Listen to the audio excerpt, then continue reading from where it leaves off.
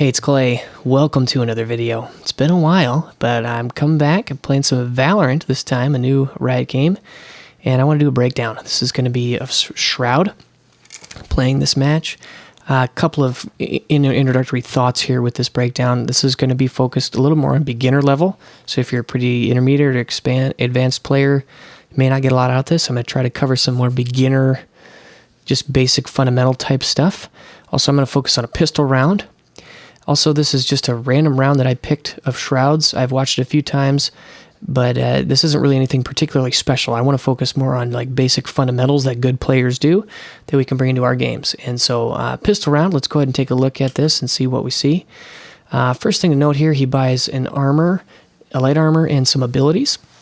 There seems to be a little bit of a divide in the community between buying a ghost and maybe a couple abilities, which is like, I think 500 credits, or buying the light armor, which is 400 credits. And then use the classic.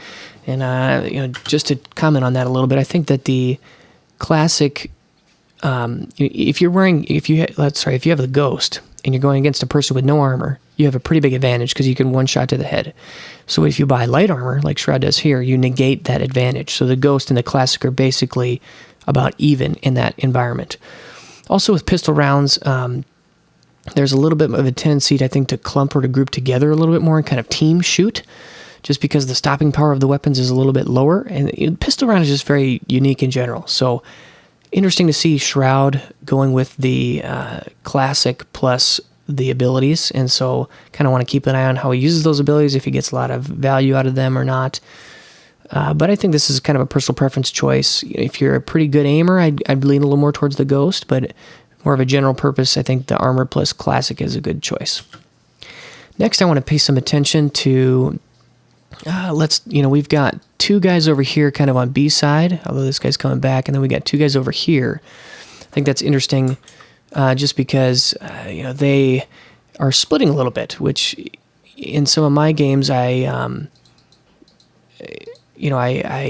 definitely see there's a little bit of a tendency to group together, whereas I think at higher levels of play, you see a little bit more of people that are willing to split apart and try to take map control a little bit, right? You see at this point in the game, you do have some activity over here, but you've also got this guy kind of trying to control mid.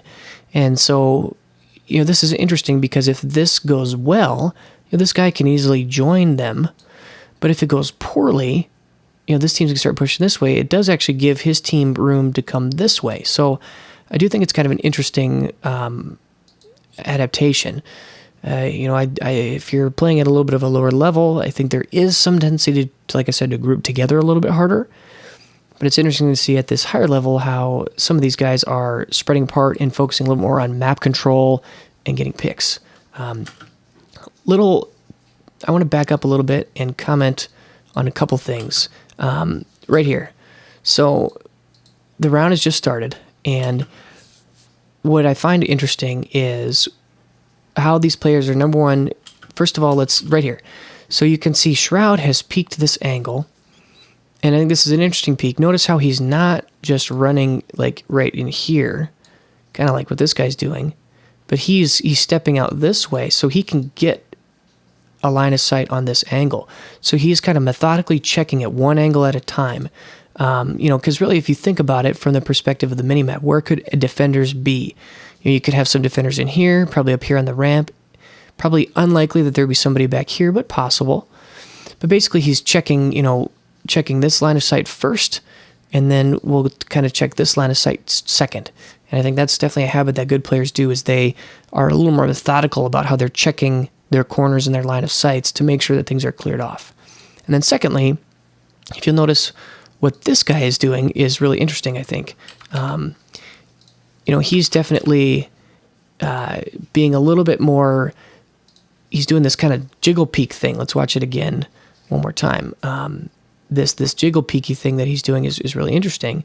I think that he is primarily trying to gather information, right? So he's kind of quickly strafing AD to just peek around the corner without really exposing his body so that he takes shots, but more just trying to focus on seeing, are they pushing down my angle?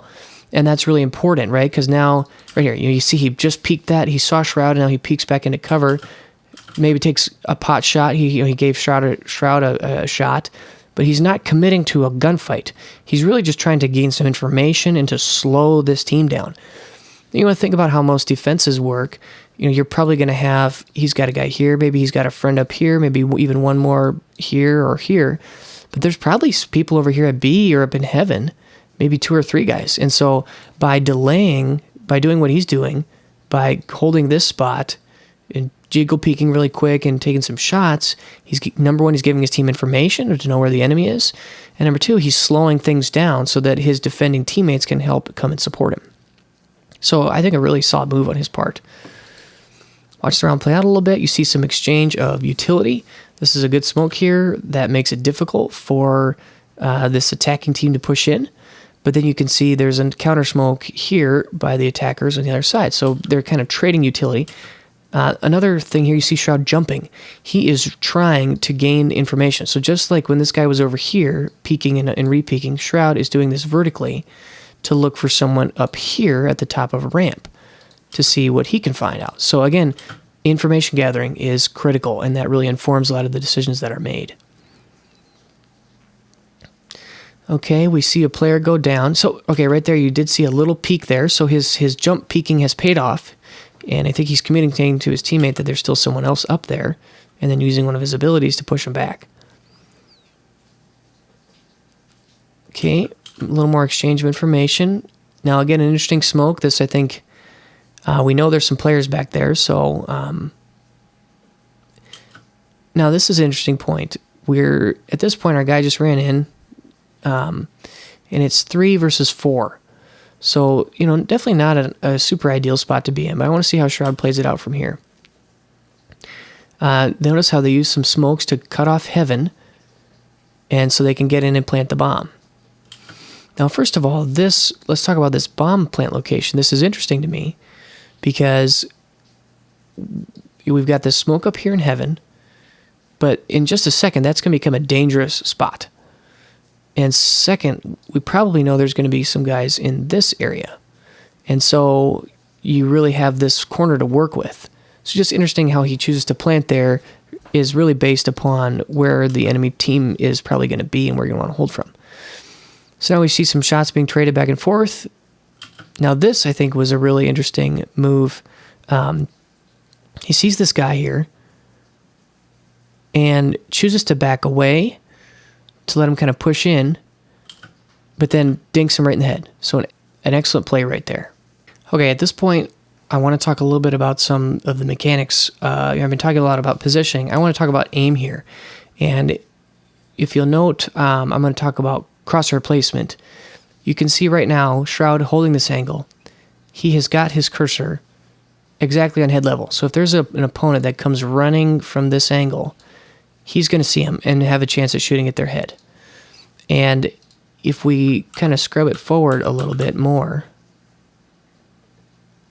you can see how he's waiting. Now, one just little thing, this is a little note, but you noticed just for a second he moved his character this way and then back, just for a brief moment. And that's one thing that I see him do from time to time. My take on it is that he is, when you just are sitting here holding an angle, I think it's a little bit challenging at times. Number one, there's a thing called peeker's advantage, where due to the way latency and servers work, the guy that's peeking around this corner might see you for a split second, just a couple frames faster than you see him. And so he's giving himself peeker's advantage. And then secondly, I think that it also is a big psychological thing with your mind, right? How if you're just sitting here holding down still, waiting, you're kind of building up this tension, and it's difficult for you to remain in a high state of focus. And so by just a little movement back and then in, you kind of, while you're moving this way, you can kind of relax for a second and then rebuild that intensity and that focus for your peak. And I find that that's a really good tactic to use while you're defending, just to keep yourself in a really, okay, right there he saw him. Now he missed the headshot, but you can see as he pulls back, again, his crosshair is, if this guy pushes him, it is ready. He is pre-aimed. So he's aiming with his keyboard more than he's aiming with anything else. And again, as he look at that right there, just watch the positioning of his crosshair. Now the guy comes into frame. Look at that.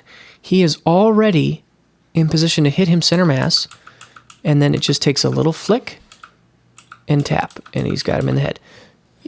Certainly Shroud has excellent aim, but right there, I think the primary reason why he got that kill was because of his good fundamental mechanics and his crosshair placement, always keeping that crosshair at head level, even while he pulled back, and even while there's a little bit of a vertical pathway here, did an excellent job of that.